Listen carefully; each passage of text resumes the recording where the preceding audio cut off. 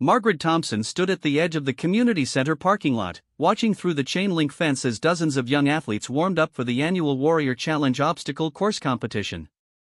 At 57, she felt every year of her age as she gripped the cold metal fence with weathered hands that had seen decades of hard work as a nurse at the local hospital.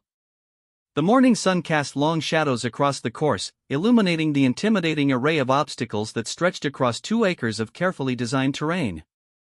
Rope climbs towered 30 feet into the air, mud pits stretched like brown lakes between wooden barriers, and cargo nets swayed gently in the breeze like massive spider webs waiting to trap the unwary. Margaret had been coming to watch this competition for 3 years running, ever since her daughter Sarah had first competed. Sarah was now 28, a fitness instructor with the kind of lean, muscular build that made obstacle courses look effortless. Margaret had always been proud of her daughter's athletic achievements, but she had never imagined herself doing anything more strenuous than her daily walks around the neighborhood. That morning had started differently, though.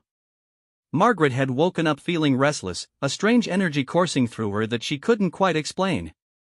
She had been experiencing this feeling more often lately, especially since her husband Robert had passed away 8 months earlier. The grief had been overwhelming at first, leaving her feeling lost and purposeless after 34 years of marriage. But lately, something had been stirring inside her, a voice that whispered about unfulfilled dreams and unexplored possibilities. As she watched the competitors stretching and psyching themselves up, Margaret noticed how young they all looked. Most appeared to be in their 20s or early 30s, with bodies that spoke of countless hours in gyms and training facilities.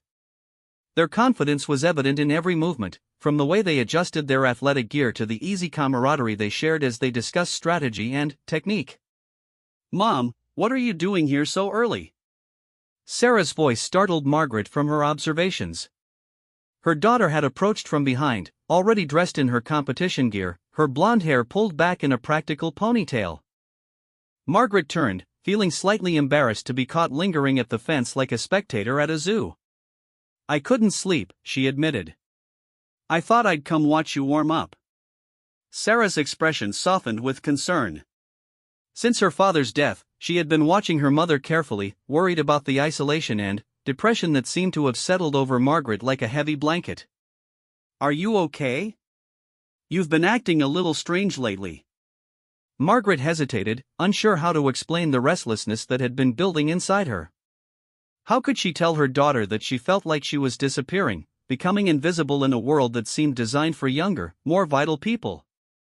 How could she explain that watching these competitions made her feel both inspired and deeply envious? "I'm fine," Margaret said, but even as the words left her mouth, she knew they weren't entirely true. She wasn't fine. She was 57 years old, recently widowed, and feeling like her life was slowly winding down toward an unremarkable end.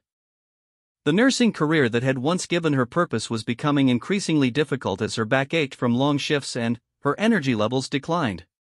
She felt like she was fading away, becoming one of those invisible older women that society tends to overlook. Sarah studied her mother's face, noting the wistful expression as Margaret's eyes returned to the obstacle course. "You know, they have different age categories," Sarah said carefully. "There's a master's division for people over 40. Margaret laughed, but it came out more bitter than she intended. "Sarah, I'm nearly 60. I haven't run anywhere in years, and the most challenging physical activity I do is lifting patients at work." "But you were athletic when you were younger," Sarah reminded her. "You told me you ran track in high school." That was true, though it felt like a lifetime ago. Margaret had indeed been a runner in her youth, with a natural grace and endurance that had earned her a place on the varsity track team. She had loved the feeling of her feet hitting the ground in steady rhythm, the way her breathing would find its natural pace, and the sense of freedom that came with pushing her body to its limits. But that was nearly 40 years ago, before marriage and children and the gradual accumulation of responsibilities that had slowly eroded her connection to her physical self. "That was a long time ago," Margaret said quietly, but she couldn't deny the small spark of interest that Sarah's words had kindled. As if sensing an opportunity, Sarah pressed on. "The registration is still open. They have a novice category too, for people who have never competed before. Some of the obstacles have easier variations." Margaret shook her head, feeling the familiar weight of self-doubt settling on her shoulders. I couldn't possibly. Look at these people, Sarah. They're all so young and fit. I'd make a fool of myself. But, even as she protested, Margaret found herself studying the course with new eyes. She watched as a woman who looked to be in her early 40s successfully navigated a rope climb, and noticed that there were indeed alternative routes for some of the more challenging obstacles. The course wasn't just about brute strength, it required problem-solving, determination, and mental toughness as much as physical ability. Sarah seemed to sense her mother's internal struggle. What's the worst that could happen? You don't finish? So what? At least you would have tried something new. Margaret felt a flutter of something that might have been excitement, quickly followed by a wave of anxiety. The rational part of her mind catalogued all the reasons why this was a terrible idea. She was out of shape, too old, inexperienced, and likely to embarrass herself in front of hundreds of spectators. But another part of her, a part that had been dormant for too long, whispered about the thrill of challenge and the satisfaction of proving that she was still capable of more than she imagined. I don't have the right clothes, Margaret said, grasping for practical objections. I have extra gear in my car, Sarah replied quickly. We're about the same size. I haven't trained for anything like this. Neither had half the people here when they started. Everyone has a first time. Margaret looked at her daughter, seeing the hope and encouragement in her eyes. Since Robert's death, their relationship had shifted, with Sarah taking on more of a caretaking role that made Margaret feel older and more fragile than her years. But now, for the first time in months, Sarah was looking at her like she was capable of something surprising. The registration fee is probably expensive, Margaret said, but her objections were becoming weaker. It's my treat, Sarah said immediately. Consider it an early birthday present. Margaret's birthday was still 3 months away, but she appreciated the gesture. More than that, she appreciated that Sarah believed in her enough to invest in this crazy idea. Margaret found herself walking toward the registration tent before she had consciously decided to do so, her feet carrying her forward while her mind scrambled to catch up with her body's decision. The registration area was bustling with activity as last-minute entrants filled out forms and signed waivers. Margaret felt increasingly out of place as she stood in line behind a young man who was discussing his training regimen with obvious expertise. When she reached the front of the line, the volunteer looked up with a friendly smile that faltered slightly when she saw Margaret. Are you here to register someone else? The volunteer asked, clearly assuming that Margaret couldn't possibly be signing up herself. Actually, I'm registering myself, Margaret said, her voice steadier than she felt. The volunteer's eyebrows rose slightly, and she glanced at the computer screen. Okay, what age category would you like to enter? Master's Division, I suppose, Margaret said, feeling the weight of curious stares from other competitors nearby. As she filled out the forms, Margaret's hands trembled slightly. She was actually doing this. After years of watching from the sidelines, of feeling like an observer in her own life, she was taking action. The waiver she signed contained scary phrases about personal responsibility and the risk of serious injury, but she signed it anyway, her neat nurse's handwriting looking official and determined. Sarah had disappeared to get the borrowed gear, leaving Margaret alone with her thoughts and growing anxiety. She looked around at the other competitors, noting their confident postures and athletic builds, and wondered if she had just made a terrible mistake. What had seemed like an inspiring idea moments ago now felt like potential humiliation waiting to happen. First time, a voice asked beside her. Margaret turned to see a woman who looked to be in her mid-40s, with graying hair and a kind smile. She was clearly a competitor, dressed in athletic gear, but she had an approachable quality that set Margaret at ease. Is it that obvious? Margaret replied with a nervous laugh. I remember my first time, the woman said. I was terrified. But I figured the worst thing that could happen was that I'd fail, and I was already doing that by not trying. Margaret found this perspective oddly comforting. How did it go? I didn't finish, the woman said with a grin. I got stuck on the rope climb and had to take the bypass route. But I felt amazing afterward. I'd pushed myself further than I thought possible, and that feeling was addictive. Have you competed since then? This is my 5th year, the woman said proudly. I'm Janet, by the way. I'm 51, which I mentioned because when I started, I thought I was too old too. Margaret felt a surge of hope. Here was proof that she wasn't the only older woman crazy enough to attempt this challenge. I'm Margaret. I'm 57. Good for you, Janet said with genuine enthusiasm. The course looks intimidating, but remember that it's designed to be challenging, not impossible. Take your time, listen to your body, and don't be afraid to use the alternative routes if you need to. Sarah returned with a duffel bag full of athletic clothing and gear, and Margaret excused herself to change in the bathroom facilities. Looking at herself in the mirror wearing Sarah's athletic clothes felt surreal. The figure staring back at her looked foreign and slightly ridiculous.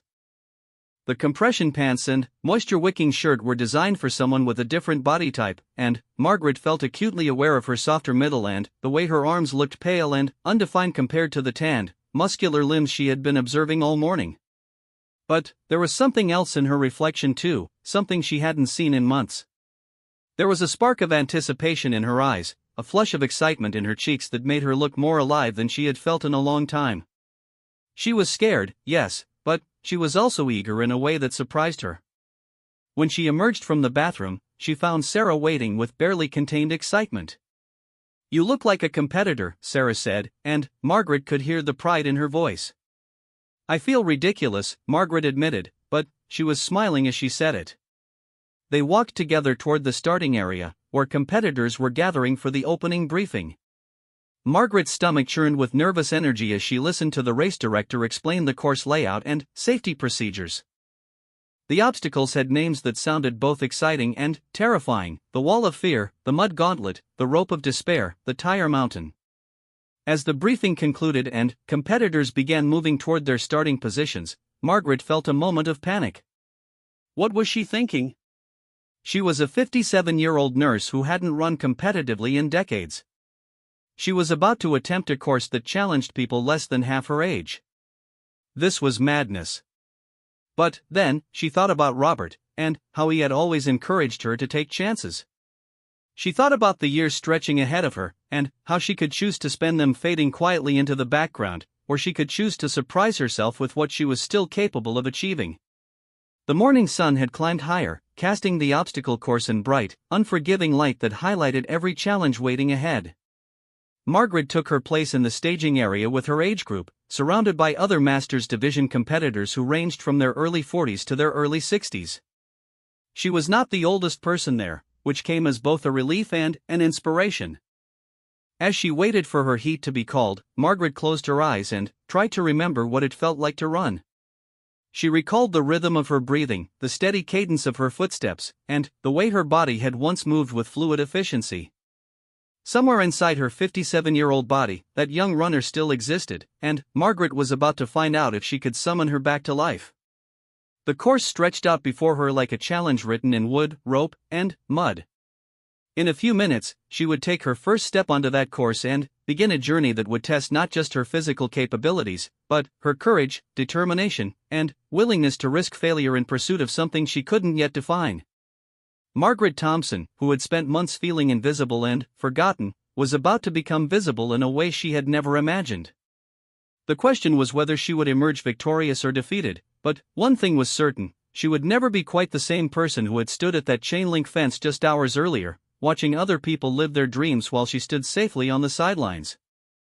The starting horn blasted across the competition grounds at exactly 9:30 in the morning, and Margaret Thompson found herself running for the first time in over a decade. Her heart hammered against her ribs as her feet found their rhythm on the packed dirt path that led to the first obstacle.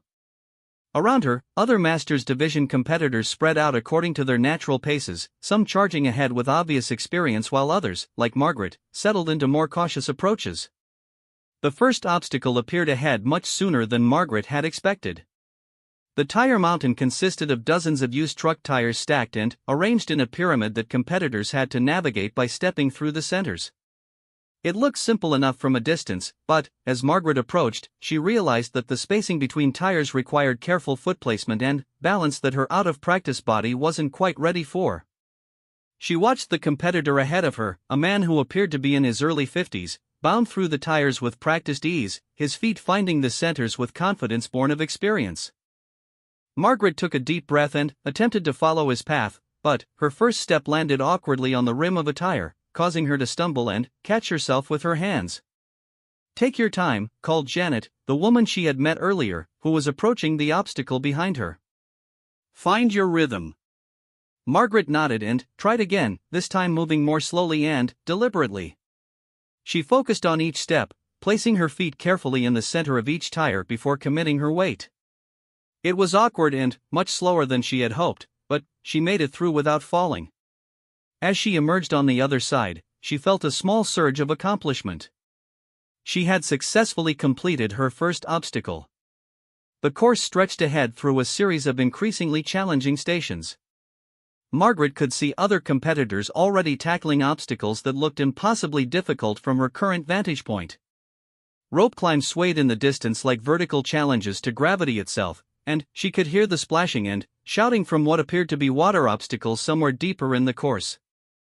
The second obstacle was called the bear crawl, a 100-yard stretch where competitors had to crawl on their hands and knees under a series of low barriers. Margaret's knees protested against the hard ground almost immediately, and she quickly understood why some competitors wore knee pads.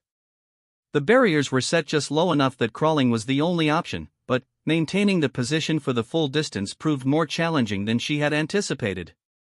Halfway through the crawl, Margaret's arms began to shake with fatigue. Her nursing background had kept her reasonably strong, but this type of sustained exertion was different from anything she regularly experienced. She paused to rest, feeling the burn in her shoulders and forearms, and noticed that several other competitors had stopped as well.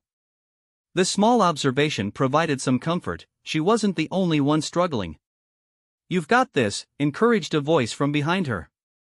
Margaret glanced back to see a woman who appeared to be in her early 60s, gray hair escaping from under a baseball cap, determination written across her face. "We're all in this together." Margaret nodded and forced herself to continue crawling. Her form was far from perfect, and dirt was working its way into every crevice of her borrowed athletic gear, but she was moving forward. When she finally emerged from under the last barrier, her entire body was trembling with effort, but she was smiling. 2 obstacles down, and she was still in the race. The course curved to the right, leading competitors toward what appeared to be a water section. Margaret could see a large pool ahead, with ropes suspended over it that participants would need to use to swing across. Her stomach clenched as she realized this was likely the obstacle she was least prepared for. Swimming had never been her strong suit, and the prospect of falling into water in front of spectators filled her with dread. As she approached the water crossing, Margaret observed the technique being used by other competitors. The successful ones grabbed the rope with both hands, took a running start, and used their momentum to swing across the 15-foot expanse of water. Those who hesitated or didn't commit fully to the swing invariably ended up in the pool, which appeared to be about waist deep. Margaret watched 3 competitors attempt the crossing before her turn arrived. 2 made it successfully across, while one young man lost his grip halfway and splashed into the water to the good-natured cheers of spectators. He emerged laughing and continued on the bypass route that led around the water obstacle. Standing at the edge of the platform, rope in her hands, Margaret felt the full weight of her inexperience. The rope felt rough and unwieldy in her grip, and the distance to the other side suddenly seemed much greater than 15 feet. She could hear Sarah's voice somewhere in the crowd of spectators, calling out encouragement, but the words were lost in the general noise of the event. Margaret took a deep breath and tried to remember advice she had heard about committing fully to challenges. She thought about Robert, who had always told her that half measures rarely succeeded in anything important. Either she was going to give this her full effort, or she should take the bypass route and avoid the risk of failure. She stepped back, took 3 running steps, and launched herself into the air with the rope clutched in her white-knuckled hands. For a moment, she felt the exhilarating sensation of flying, the ground dropping away beneath her as momentum carried her across the water. But, halfway across, her grip began to slip. She could feel her hands sliding down the rope despite her desperate attempts to hold on. The water was shockingly cold as Margaret plunged into it with a tremendous splash. She went under completely, the weight of her waterlogged clothes dragging her down, and, for a moment, panic seized her as she struggled to find her footing on the muddy bottom. But the water was indeed only waist deep, and she quickly surfaced, gasping and sputtering but unharmed. The crowd erupted in cheers, and Margaret realized with surprise that the applause wasn't mocking but genuinely supportive.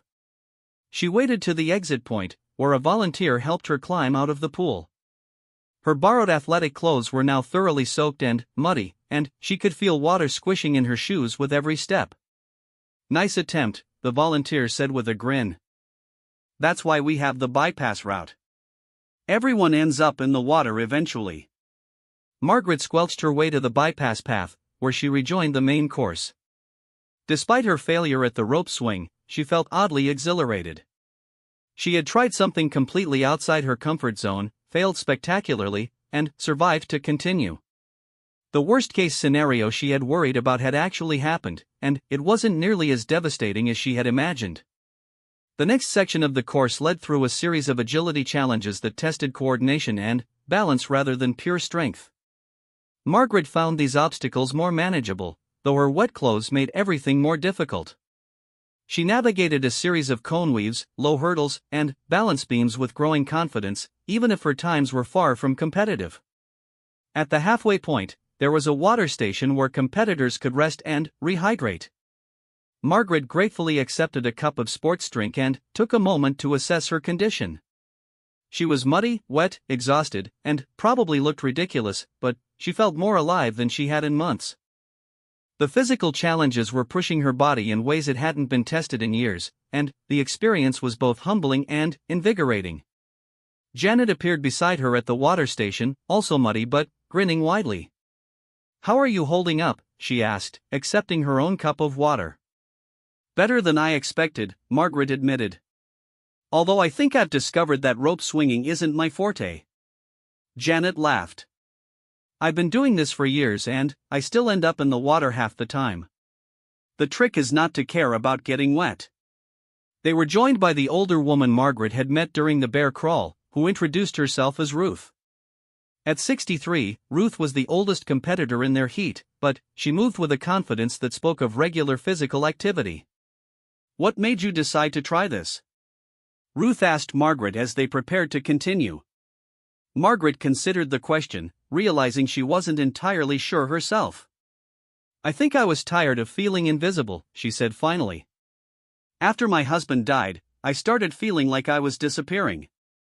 This seemed like a way to prove to myself that I was still here." Ruth nodded with understanding. "I started doing these events after my divorce 3 years ago. My ex-husband always told me I was too old and too out of shape to try anything adventurous. Proving him wrong has become something of a hobby." The three women continued together through the next section of the course, which featured a series of climbing challenges.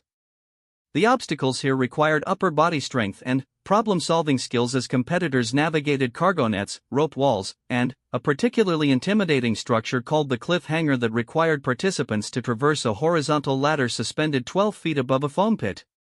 Margaret's arms were already fatigued from the earlier obstacles, and she approached the cargo net with significant apprehension. The net stretched 20 feet high and swayed alarmingly as competitors climbed. She watched others scale it with varying degrees of success, noting that the key seemed to be maintaining 3 points of contact at all times and not looking down. The rope was rough against her hands as Margaret began her ascent. Each step required conscious effort as she forced her tired muscles to lift her body weight higher up the net. About halfway up, her arms began to shake with exhaustion, and she paused to rest, clinging to the rope and trying to ignore the fact that she was now quite high above the ground. One step at a time, Ruth called from below, having waited to climb until Margaret had made some progress. "Don't think about how far you have to go, just focus on the next handhold." Margaret took Ruth's advice and concentrated on moving one hand, then one foot, then the next hand, then the next foot. The rhythm helped her manage both her fatigue and her growing fear of heights. When she finally reached the top of the net and began the descent on the other side, she felt a profound sense of achievement that was entirely out of proportion to what she had actually accomplished. The cliff hanger proved to be beyond Margaret's current capabilities. The horizontal ladder required upper body strength that her fatigued arms simply couldn't provide, and, after hanging from the first rung for several seconds, she had to drop into the foam pit and take the bypass route. But, by this point, she had learned not to see these failures as defeats but rather as information about her current limits and goals for future training. The final section of the course appeared ahead, dominated by obstacles that looked even more challenging than what she had already faced. Margaret could see the finish line in the distance, marked by colorful banners and surrounded by spectators. The knowledge that the end was within sight provided a psychological boost that helped counteract her physical exhaustion. But, between her current position and the finish line lay the most intimidating obstacles of the entire course. The wall of fear loomed 30 feet high, requiring rope climbing skills that Margaret hadn't attempted since high school physical education classes. Beyond that, she could see the mud gauntlet, a series of trenches and barriers that competitors had to navigate while crawling through thick, sticky mud. Margaret paused to catch her breath and survey the challenges ahead. Her borrowed clothes were beyond repair at this point, caked with mud and still damp from her unplanned swim. Her muscles ached in places she had forgotten existed, and her hands were raw from gripping ropes and climbing nets.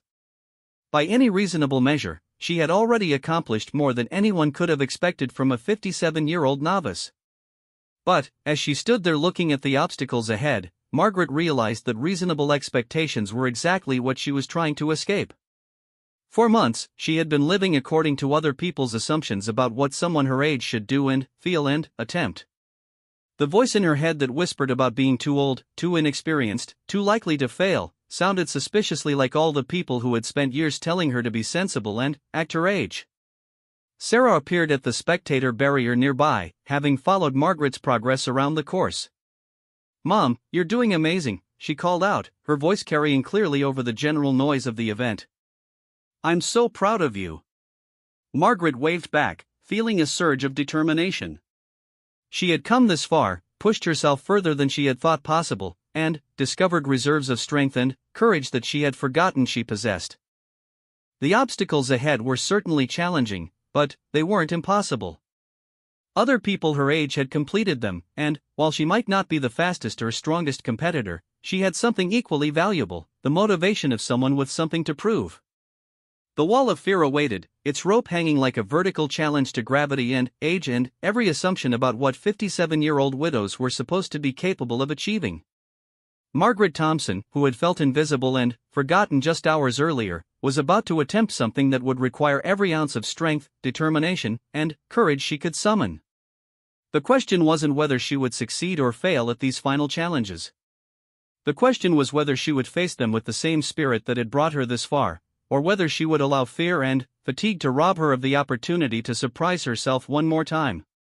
As she approached the base of the wall and reached for the rope, Margaret knew that regardless of what happened next, she had already achieved something remarkable simply by refusing to accept other people's limitations as her own. Margaret Thompson stood at the base of the wall of fear, 30 feet of intimidating wooden structure stretching above her like a vertical mountain. The thick climbing rope hung down the center, worn smooth by thousands of hands that had gripped it in pursuit of their own personal victories. Her arms still trembled from the previous obstacles, and logical thought suggested this might be the place to admit defeat and take the bypass route that led around this most challenging section. But something had changed in Margaret over the course of the morning. Each obstacle she had completed, even the ones where she had failed, had built upon the last to create a growing sense of possibility that she hadn't felt in years. The voice in her head that had spent months whispering about limitations and age-appropriate behavior had been gradually replaced by a steadier voice that asked not whether she could do something, but whether she was willing to try. She studied the rope climbing technique being demonstrated by other competitors. The successful climbers used their legs as much as their arms, wrapping the rope around one leg and using it as a break to rest between arm movements. Margaret watched a woman who appeared to be in her late 40s successfully scale the wall using this method, moving steadily if not quickly toward the top. The climbing rope felt familiar in Margaret's hands despite the decades since she had last attempted anything like this. Muscle memory from her high school years began to surface as she wrapped the rope around her leg the way she had observed. The technique felt awkward at first, but, as she began to climb, her body seemed to remember movements it hadn't performed in 40 years. The first 10 feet went more smoothly than Margaret had dared hope. Her legs provided crucial support, allowing her arms to work in manageable increments rather than trying to support her full body weight continuously. She fell into a rhythm of climb, rest, that carried her steadily upward while other competitors passed her on adjacent ropes. But, at the 20-foot mark, Margaret's endurance began to fail. The repeated stress on her forearms and shoulders had accumulated over the morning's obstacles, and she could feel her grip weakening with each movement. Worse, looking down revealed a dizzying view of the ground far below, triggering a wave of vertigo that made her freeze momentarily on the rope. "Don't look down," called a voice from below. "Focus on the wall in front of you and just keep moving." Margaret followed the advice, fixing her gaze on the wooden planks of the wall just inches from her face. The wood was weathered and marked with the scuffs and scratches of countless climbers who had passed this way before her. She imagined their stories, their fears and triumphs, their moments of doubt and determination, and drew strength from the knowledge that she was part of a larger community of people who had chosen challenge over comfort. 5 more feet. Margaret's arms screamed in protest, but she forced herself to continue the climb-rest rhythm that had brought her this far. Her breathing was labored now, and sweat stung her eyes despite the cool morning air. Every instinct told her to give up, to accept that she had already exceeded reasonable expectations for someone her age and fitness level. But then, she thought about Ruth, the 63-year-old competitor who had shown that age didn't automatically equal limitation. She thought about Janet, who had failed her first competition but kept coming back until she succeeded. Most of all, she thought about Robert, who had always believed she was capable of more than she believed herself. 3 more feet. Margaret could see the top of the wall now, could hear the encouragement of spectators who had gathered to watch the climbing challenges. Among the voices, she could distinguish Sarah's, calling out support with a mixture of pride and amazement that made Margaret's heart swell even as her muscles burned. "Come on, Mom!" Sarah shouted. "You're almost there." Margaret's final push to the top of the wall required every bit of strength and determination she could summon. Her legs shook as she wrapped the rope one last time, her arms trembled as she pulled herself up those final inches, and, for a moment she hung suspended at the top, hardly believing she had made it. The view from 30 feet above the course was spectacular. Margaret could see the entire layout spread out below her, from the tire mountain where her journey had begun to the finish line that now seemed tantalizingly close. Other competitors moved through the various obstacles like ants in a complex maze, each pursuing their own personal challenges and goals. The descent down the other side of the wall was accomplished via a thick rope that required a controlled slide rather than climbing. Margaret's hands were so raw by this point that gripping the rope was painful, but she managed to lower herself safely to the ground, where she landed with wobbly legs and a massive grin that she couldn't have suppressed if she tried. "That was incredible!" Ruth exclaimed, having completed her own climb moments after Margaret. "You should have seen the crowd watching you. There wasn't a dry eye in the house." Margaret looked toward the spectator area and was surprised to see that a significant crowd had indeed gathered to watch the rope climbing section. Many of them were pointing and talking animatedly, and she realized with a mixture of pride and embarrassment that she had become something of a spectacle. But the attention felt different from the kind she had been receiving all morning. Instead of the polite surprise that had greeted her registration, these spectators seemed genuinely inspired by what they had witnessed. The mud gauntlet awaited ahead, the final major obstacle before the last sprint to the finish line. This challenge looked exactly as unpleasant as its name suggested, a series of trenches filled with thick, brown mud that competitors had to navigate while crawling under barbed wire barriers.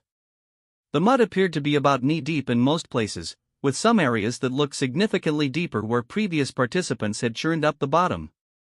Margaret surveyed the gauntlet with a mixture of anticipation and revulsion. She had already been muddy and wet for much of the course, but this obstacle promised to take those conditions to an entirely new level. The mud looked cold, sticky, and thoroughly unpleasant, exactly the kind of thing that her normal, sensible self would have avoided at all costs. But Margaret was discovering that her normal, sensible self had been missing out on quite a lot. The woman who had started this course a few hours earlier would never have believed she was capable of climbing a 30-foot wall. That same woman would have been horrified at the prospect of deliberately crawling through mud while hundreds of people watched. But the woman she was becoming thrived on exactly these kinds of challenges. The first trench was about 20 feet long and required competitors to crawl on their hands and knees through mud that immediately soaked through her already wet clothes. The barbed wire overhead was strung just low enough that maintaining a proper crawl position was the only way to avoid getting caught on the metal barbs. Margaret discovered that the key was to keep moving steadily rather than trying to rush, as speed only led to splashing and losing balance. Halfway through the first trench, Margaret found herself laughing. The situation was so completely absurd, so far removed from anything she had ever imagined herself doing, that her only response was amusement. Here she was, a 57-year-old widow and registered nurse, crawling through mud like a child playing in puddles, and she was having the time of her life. The second trench was deeper and longer, requiring a modified army crawl that kept competitors even lower to the ground. Margaret's elbows and knees found every rock and stick buried in the mud, and she quickly understood why many competitors wore protective gear for this section. But she pressed on, focused on the goal of reaching the other side rather than the discomfort of her current situation. By the time she emerged from the third and final trench, Margaret was covered in mud from head to toe. Her borrowed athletic clothes were completely unrecognizable, and she could feel mud in places she preferred not to think about. But she was grinning widely as she accepted a towel from a volunteer and attempted to clean enough mud from her face to see clearly. "You look like you've been wrestling with a swamp monster," Janet observed, appearing beside Margaret with her own coating of mud. "I feel like I won," Margaret replied, still laughing at the absurdity of her appearance. The final section of the course consisted of a sprint through a series of small hurdles and balance challenges that led directly to the finish line. Margaret could see the colorful banners marking the end of her journey, could hear the announcer calling out the names of finishers, and could feel the excitement of spectators who had gathered to cheer competitors across the line. But, as she approached this last section, Margaret realized that something important had shifted in her perspective. When she had started the course, her goal had been simply to survive without embarrassing herself too badly. The idea of actually finishing had seemed like an impossible dream, something that might happen to other people but was beyond her realistic expectations. Now, with the finish line clearly in sight and her body proving capable of far more than she had imagined, Margaret understood that finishing was not only possible but inevitable. She had already overcome every major challenge the course had presented. She had climbed walls, navigated obstacles, fallen into water, crawled through mud, and discovered reserves of strength and determination that she had forgotten she possessed. The hurdles in this final section were small enough that Margaret could step over them rather than jumping, and her tired legs carried her forward with a steady rhythm that spoke of confidence rather than desperation. She could hear Sarah's voice rising above the crowd noise, could see her daughter jumping up and down with excitement at the spectator barrier, and could feel the weight of months of grief and self-doubt lifting from her shoulders with each step. As Margaret approached the final turn that would lead her into the finish line straightaway, she caught sight of the timing clock that showed her overall race time. She had been on the course for just over 2 hours, which put her in the middle of the pack for her age group. Not the fastest time, certainly, but respectable for someone who had never attempted anything like this before. But, as she rounded that final corner and the finish line came into full view, Margaret realized that the clock was completely irrelevant. Her victory had nothing to do with her time compared to other competitors and everything to do with her time compared to her expectations of herself. She had started this morning as someone who felt invisible, forgotten, and diminished by loss and age. She was about to finish as someone who had proven that limitation was often a choice rather than a fact. The finish line stretched ahead, marked by a colorful banner and surrounded by cheering spectators.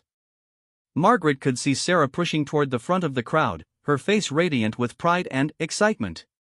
She could see other competitors who had finished ahead of her turning to cheer for those still coming in, creating an atmosphere of celebration and mutual support that wrapped around Margaret like a warm embrace. With 50 yards to go, Margaret broke into a run for the first time since the opening sprint. Her legs felt stronger than they had any right to feel after more than 2 hours of obstacles, and her heart pounded with excitement rather than exhaustion. She had started this day feeling like she was fading away, becoming one of those invisible older women that society tends to overlook.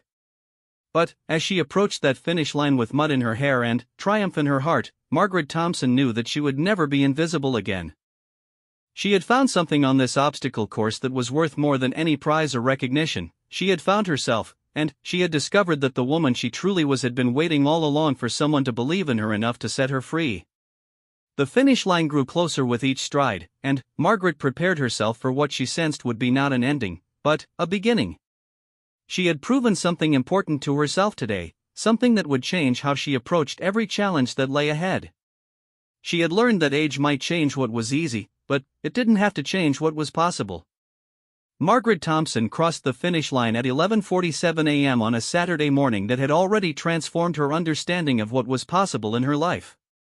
The moment her muddy running shoes hit the mat beneath the colorful banner, a cheer erupted from the gathered spectators that seemed disproportionate to her middle-of-the-pack finishing time. But, as Margaret looked around at the faces surrounding the finish area, she began to understand that her accomplishment represented something larger than her individual performance. The race volunteer who placed the finisher's medal around her neck was a young woman who looked to be about Sarah's age, but, instead of the polite congratulations Margaret had expected, the volunteer's eyes were bright with genuine admiration. "Ma'am, I've been volunteering at these events for 3 years, and watching you complete that rope climb was one of the most inspiring things I've ever seen," the young woman said, her voice filled with emotion that caught Margaret off guard. "My grandmother always told me she was too old to try new things, but, after watching you today, I'm going to encourage her to think differently about what's possible." Before Margaret could respond, she found herself surrounded by other competitors who had finished ahead of her but had remained to witness her arrival. Janet was there, beaming with pride as if Margaret's success were her own personal victory. Ruth appeared beside her, still covered in mud but glowing with the satisfaction of someone who had once again proven that age was merely a number rather than a limitation. "Look at this crowd," Ruth said, gesturing toward the spectators who had gathered around the finish area. "You've got people cheering like you just won the Olympics." Margaret followed Ruth's gaze and was amazed to see that a substantial crowd had indeed gathered to witness her finish. But, more surprising than the size of the crowd was its composition. Mixed in with the usual supporters and family members were people who appeared to be in their 50s, 60s, and beyond, watching with expressions that suggested Margaret's journey had touched something deep within their own sense of possibility. Sarah pushed through the crowd and enveloped her mother in a hug that was equal parts celebration and relief. "Mom, I can't believe you did it," she said, her voice muffled against Margaret's muddy shoulder. "When you climbed that wall, I thought I was going to cry." Half the people watching were crying. "I still can't quite believe it myself," Margaret admitted, looking down at the medal hanging around her neck. It was a simple design, nothing elaborate or expensive, but it represented something far more valuable than its modest appearance might suggest. It was tangible proof that she had refused to accept limitations that others might have considered reasonable for someone her age and experience level. As Margaret stood in the finish area, still trying to process what she had just accomplished, the race announcer's voice boomed across the field. "Ladies and gentlemen, I'd like to draw your attention to Margaret Thompson, who just completed her first ever obstacle course competition at the age of 57. The announcement was followed by another round of applause, and Margaret felt her cheeks flush with a mixture of embarrassment and pride. She waved awkwardly at the crowd, uncertain how to respond to this level of attention but grateful for the overwhelming positivity of the response. "Margaret," the announcer continued, "would you be willing to say a few words about your experience today? I think there are a lot of people here who would love to hear from you." Margaret's first instinct was to decline. Public speaking had never been her strong suit, and she was acutely aware of her mud-covered, disheveled appearance. But, as she looked out at the faces in the crowd, she saw something that made her reconsider. There were older adults scattered throughout the spectators, people who might be experiencing their own sense of limitation and invisibility, who might benefit from hearing that change was possible at any age. A microphone appeared in Margaret's hand, and she found herself standing before a crowd that had grown to several hundred people. The field had grown quiet except for the distant sounds of other competitors still working their way through various obstacles. "I honestly don't know what to say," Margaret began, her voice stronger than she had expected. "This morning I woke up feeling like I was disappearing, like I had somehow become invisible in a world that seemed designed for younger, more energetic people. She paused, looking out at the faces watching her with such attention, and realized that many of them were nodding with recognition. My husband died 8 months ago, and since then, I've felt like I was just marking time, waiting for my life to wind down toward some unremarkable ending. Margaret's voice grew more confident as she continued. But, somewhere on this course today, I remembered something I had forgotten. I remembered that I get to choose how I show up in the world. I get to decide whether I accept other people's assumptions about what someone my age should do, or whether I'm willing to surprise myself with what's still possible. The crowd was completely silent now, hanging on every word. Margaret could see Sarah in the front row, tears streaming down her face with pride and emotion. I fell in the water at the rope swing, Margaret continued, and a few people in the crowd chuckled knowingly. I failed at obstacles I thought would be easy, and succeeded at ones I was sure would defeat me. I spent most of the morning covered in mud and questioning my sanity. She held up her medal, the simple piece of metal catching the late morning sunlight. But I also rediscovered something about myself that I thought was gone forever. I remembered what it feels like to push beyond what you think you're capable of. I remembered that the worst thing that can happen when you try something difficult isn't failure, it's never trying at all. Margaret's voice grew stronger as she reached her conclusion. For anyone out there who's been told you're too old, too out of shape, too inexperienced, or too anything else to pursue something that calls to you, I'm here to tell you that those voices are probably wrong. I'm not the fastest or strongest person here today, but I'm the proudest, because I chose courage over comfort, and that choice is available to all of us, at any age. The applause that followed was sustained and heartfelt, but Margaret barely heard it. She was too busy processing the realization that in encouraging others to reject limitations, she had also been giving herself permission to imagine an entirely different future than the one she had been accepting just hours earlier. As the crowd began to disperse, Margaret found herself approached by a steady stream of people who wanted to share their own stories and thank her for her words. An older man in his 70s told her about his own fear of trying new things after retirement, and asked for advice about how to overcome the voice in his head that constantly reminded him of his age. A middle-aged woman shared her struggle with feeling invisible after her divorce, and thanked Margaret for proving that reinvention was possible at any stage of life. Most moving was a conversation with a woman who appeared to be in her 80s, who had been watching the competition with her adult children. I came here today to support my grandson, the woman said, but I'm leaving with the realization that maybe I've been selling myself short. I always wanted to try rock climbing, but I convinced myself I was too old. After watching you today, I think I might sign up for a beginner's class. By early afternoon, the formal competition had concluded and participants were beginning to pack up their gear and head home. Margaret had changed out of her muddy clothes and attempted to clean herself up, but she was still finding traces of mud in unexpected places. Sarah had insisted on taking dozens of photographs, documenting every aspect of Margaret's transformation from nervous spectator to triumphant competitor. As they prepared to leave, Margaret found herself reluctant to go. The course, which had seemed so intimidating that morning, now felt like familiar territory that she was sorry to abandon. She walked back through the obstacles she had conquered, remembering specific moments of fear, determination, and triumph that had marked her journey. "What are you thinking about?" Sarah asked, following her mother through the now quiet course. "I'm thinking about what comes next," Margaret replied. "This morning I couldn't imagine myself attempting something like this. Now I can't imagine going back to feeling the way I did before. So what are you going to do?" Margaret considered the question as they reached the rope climbing wall where she had achieved her most unlikely victory. "I think I'm going to start training," she said, surprising herself with the certainty in her voice. "I want to come back next year and do this again, but better prepared. I want to make it across that rope swing without falling in the water." "And beyond that?" Margaret smiled, feeling a sense of anticipation about the future that had been absent for months.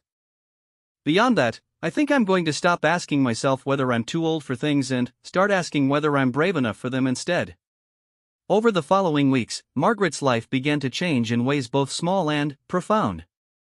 The physical training she started was the most obvious difference. She joined a gym for the first time in her adult life and began working with a trainer who specialized in functional fitness for older adults.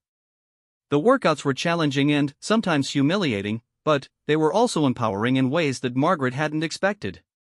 More importantly, the shift in how she approached challenges began extending to other areas of her life. At work, she volunteered for a leadership role in implementing new patient care protocols, something she would have avoided in the past due to her assumptions about her own capabilities. She began planning travel adventures that she and Robert had talked about but never pursued, recognizing that waiting for the perfect time might mean waiting forever. The most significant change, however, was in how other people responded to her. The invisible quality that had troubled Margaret for months seemed to have evaporated entirely. Colleagues at work commented on her increased energy and confidence. Friends remarked on how much younger she seemed. Even strangers seemed to notice her differently, as if the person who had climbed a 30-foot wall was somehow more visible in everyday situations as well. 6 months later, Margaret stood once again at the starting line of the Warrior Challenge obstacle course. But, this time, she wasn't the nervous, uncertain woman who had registered on impulse. She was a prepared competitor with months of training behind her and specific goals for improvement. More importantly, she was someone who had learned that limitation was often a choice rather than a fact, and who had chosen instead to embrace the possibility that the best parts of her life might still be ahead of her. As the starting horn sounded and Margaret began her run toward the first obstacle, she carried with her not just the physical strength she had built through training, but the knowledge that she was capable of far more than she had ever imagined. The woman who had once felt invisible had discovered that the most important person who needed to see her clearly was herself, and that recognition had changed everything that followed. The tire mountain appeared ahead, no longer intimidating but familiar, like an old friend who had helped her discover something important about herself. Margaret's feet found their rhythm as she approached the obstacle, and she knew with complete certainty that this was just the beginning of what would prove to be the most adventurous and surprising chapter of her life. Behind her, in the spectator area, other middle-aged and older adults watched with the kind of attention that suggested they were seeing not just a competition, but a demonstration of what remained possible in their own lives. Margaret Thompson had become living proof that the story of what someone could achieve was never finished being written, and that the most remarkable chapters often came when people had the courage to surprise themselves with what they were still capable of becoming.